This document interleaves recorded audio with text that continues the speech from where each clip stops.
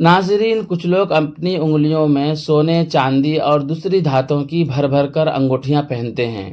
آج کی اس ویڈیو میں ہم جانیں گے کہ شریعت میں مرد و عورت کے لیے کہاں تک گنجائش ہے، کتنی انگوٹھیاں پہن سکتا ہے، کس چیز کی انگوٹھی ہونی چاہیے۔ چنانچہ کسی نے دارالعلوم دیوبند سے فتویٰ پوچھا ہے۔ دارالعلوم دیوبند کے فتوے سے پہلے ہم علامہ یوسف بن نور اٹاون کراچی کا فتویٰ دیکھتے ہیں۔ چنانچہ سائل کا سوال ہے، چاندی کی انگوٹھی میں کتنے ماشوں کی گنجائش ہے؟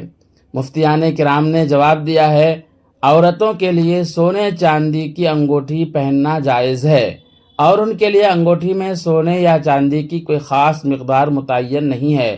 مردوں کے لیے سونے کی انگوٹھی پہننا حرام ہے، اور صرف 1 مثقال سے کم وزن چاندی کی انگوٹھی مردوں کے لیے حلال اور جائز ہے۔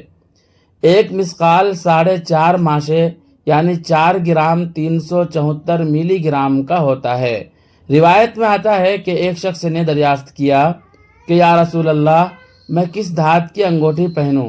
تو آپ نے فرمایا چاندی کی، مگر 1 مثقال تک اس کا وزن نہ پہنچے۔ اسی سلسلے میں کسی نے دارالعلوم دیوبند سے فتویٰ پوچھا ہے، آپ بھی اسکرین پر دیکھ سکتے ہیں۔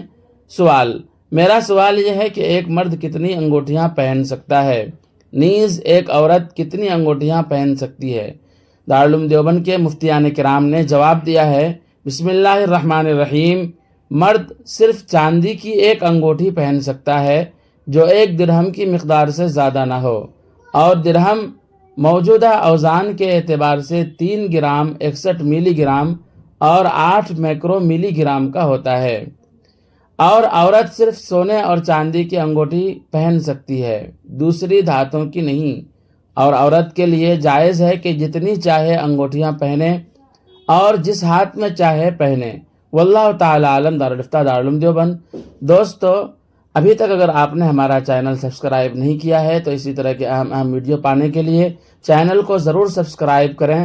پھر ملتے ہیں جلد ہی کسی نئی ویڈیو کے ساتھ۔ السلام علیکم ورحمۃ اللہ وبرکاتہ۔